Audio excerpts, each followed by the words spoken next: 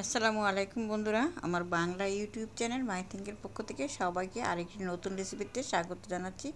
তো আজকে দেখাবো একটা বিকালের নাস্তা। এটা গ্রাম বাংলার নাস্তা। আগের দিনে গ্রাম বাংলার মানুষ এইভাবে বিকালের নাস্তা বানিয়ে খেত।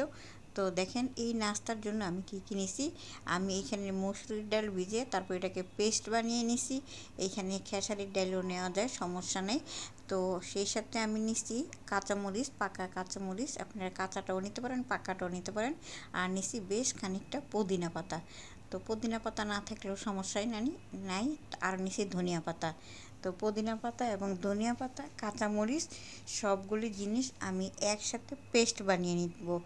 তো দেখেন সবগুলো জিনিস আমি একসাথে পেস্ট বানিয়ে নিব। তো আমি সেই সাথে আরও নিচ্ছি চালের গুঁড়া।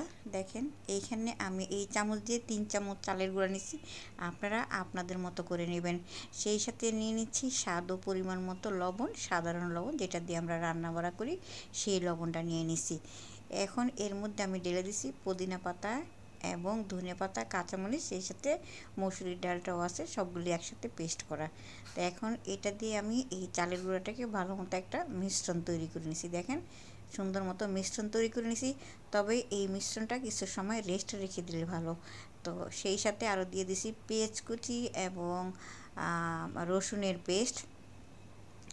তো এখানে রসুনের পেস্টটা একটু বেশি দিলে ভালো, একটু খেতে ভালো লাগে। তো আমি একটু কমাইয়ে দিছি, আপনারা প্রয়োজনে আর একটু বেশি দিবেন। তো যাই হোক সবগুলোকে আবারও ভালো মতো মিক্সড করে নিতে হবে। তো আমার মিক্স করা হয়ে গেছে। এখন আমি রান্নাঘরে চলে আসছি। তো এখন আমি চুলার মধ্যে ফ্রাই প্যান দিয়ে দিছি, ফ্রাই প্যানটা গরম হতে হচ্ছে। তো দেখেন ফ্রাই প্যানটা গরম হয়ে গেছে। এখন এই ফ্রাই প্যানের মধ্যে আমি দিয়ে দিব সামান্য পরিমাণে সয়াবিন তেল বা সরিষার তেল, যে যেটা খান সেটা। তো বেশি দিতে হবে না, অল্প পরিমাণ দিলে হবে। এখন তেলটাকে আমি সম্পূর্ণ ফ্রাই প্যানের মধ্যে ভালো মতো ছড়িয়ে নিচ্ছি। তো তেলটা আমার ছড়ানো হয়ে গেছে এবং এর মধ্যে আমি এবার দিয়ে দিচ্ছি গুলে রাখা চালের গুঁড়া এবং অন্য জিনিসগুলো। আমি 2 চামচ দিয়ে সম্পূর্ণ ফ্রাই প্যানটাকে ছড়িয়ে দিলাম সুন্দর করে, পাতলা করে। আপনারা আরও বেশি কম দিতে পারেন। এবার ঢাকনা দিয়ে দিচ্ছি, কিছু সময় অপেক্ষা করতে হবে এটা সিদ্ধ হওয়ার জন্য এবং ওপাশটা হওয়ার জন্য। তো কিছুক্ষণ পরে ঢাকনা উঠিয়ে নিছি। এবার দেখা যাক আমার এই চাপটিটা কেমন হয়েছে। বিকালের নাস্তায় দারুণ একটা চাপটি পিঠা, এটা খেতে কিন্তু খুব মজা হয়। উল্টিয়ে নিচ্ছি, দেখছেন কি সুন্দর হয়েছে। বিকালের নাস্তায় কিন্তু বেস্ট একটা আইডিয়া এবং বেস্ট একটা আইটেম। তো এইভাবে আমি সম্পূর্ণ পিঠাগুলোকে ভেজে নেব। যদি আজকের এই বিকালের নাস্তা রেসিপিটা ভালো লাগে, লাইক কমেন্ট শেয়ার করবেন।